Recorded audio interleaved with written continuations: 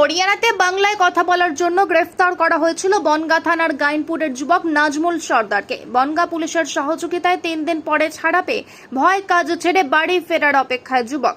পরিযায়ী শ্রমিক নিয়ে তৎপর হলো বনগাঁ পুলিশ। জেলা সমস্যার জন্য খোলা হলো টোল ফ্রি নাম্বার।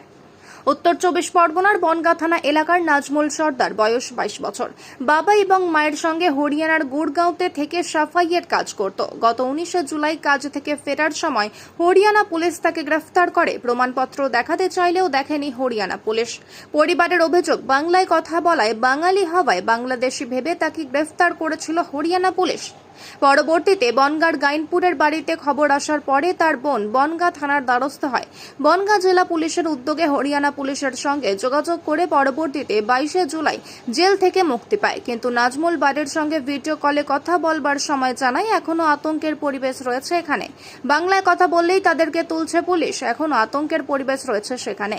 কয়েকদিন পরে বাড়ি ফিরবে, কিন্তু এখনো পুলিশ ধরতে পারে বলে আতঙ্ক রয়েছে যুবক। এই বিষয়ে নাজমুল সর্দারের বোন তানিয়া সর্দার জানিয়েছেন, দাদাকে ওখানে গ্রেফতার করেছিল, বাংলায় কথা বলার জন্য গ্রেফতার করেছিল তারা। দাদার কাছে কাগজ থাকা সত্ত্বেও তারা কাগজ দেখেনি, 3 দিন ক্যাম্পে রেখেছিল। আমরা খবর পাওয়ার পরে বনগাঁ থানার সঙ্গে যোগাযোগ করি, তারপরে 3 দিন পরে দাদাকে ছেড়ে দিয়েছে। ইতিমধ্যেই পরিযায়ী শ্রমিক নিয়ে আরও তৎপর হয়েছে বনগাঁ পুলিশ জেলা। বনগাঁ পুলিশ জেলার পক্ষ থেকে পরিযায়ী শ্রমিকদের সমস্যার কথার জন্য একটি টোল ফ্রি নাম্বার চালু করেছে। কাকে ধরে নিয়ে গেছিল? আমার ভাইকে ধরে নিয়ে গেছিল। কারা ধরে নিয়ে গেছিল? মানে হরিয়ানার পুলিশ। কেন ধরলো? ওই বাংলাদেশি ভেবে। বাংলাদেশি ভেবে ধরে নিয়ে কবে নিয়েছিল ধরে? 19 তারিখে শনিবার। তারপর আপনারা জানতে পারলেন তো? আমরা 19 তারিখে বিকেল 5টার দিকে খবর পেয়েছি। হ্যাঁ, এবার গ্রাপতা অঞ্চলের কাছে প্রধানের কাছে সার্টিফিকেট নিয়ে আমরা সোমবার দিন সকাল 7টার মধ্যে থানায় গিয়েছিলাম। বনগাঁ থানায়? হ্যাঁ। তারপর গিয়ে কি বললেন? তারপরে বলেছিলাম আমার দাদাকে এরকম ধরেছে। আমরা খবর পেয়ে বলেছিলাম, ডকুমেন্টসপত্র দেখিয়েছিল, দেখিয়ে নিয়ে আসছে। তারপর ধরেছিল কেন? বাংলায় কথা বলেছিল? হ্যাঁ, বাংলা কথা বলার জন্য। বাংলা কথা বলেছিল? হ্যাঁ, বাঙালি ভেবে ধরেছিল। ও তো কাগজপত্র দেখিয়েছিল। দেখতে চাইনি ওখানে। কোনো কাগজ দেখেনি? না, কোনটা তাড়িয়ে দিয়েছিল। কেন? মানে বললো যে আমরা এখান থেকে সব ডকুমেন্টস, আমাদের থানায় তো পুলিশ এসেছিল, এসে দেখিয়ে কাগজপত্র দেখিয়ে তারপরে তাই ছেড়ে দিয়েছিল। মানে পুলিশ এখান থেকে কাগজ পাঠানোর পরে ছেড়েছে? হ্যাঁ হ্যাঁ বনগাঁ থানার পুলিশ? হ্যাঁ, বনগাঁ থানার পুলিশ। তারপর মানে আপনার ভাইকে ধরার পরে কোথায় নিয়ে গেছিল?